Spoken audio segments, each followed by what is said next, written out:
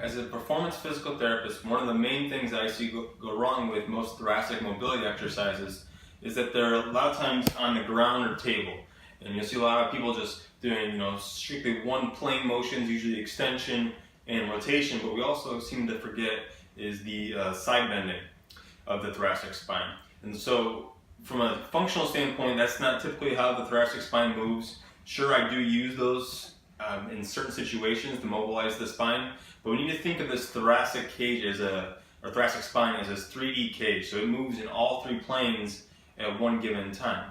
So sure, we can work on rotation, which I certainly recommend.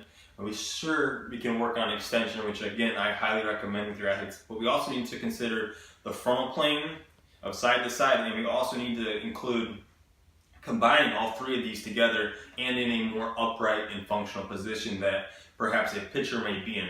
So I'm not really sure that motion on the table is going to translate standing, or if you do use the table stuff, incorporate that into some other exercises. So in the next few posts, we're going to disclose some exercises that we can use from a functional standpoint to how the pitchers get their thoracic spine mobility rather than laying down. And so again, this is just another option that you can use with your athletes.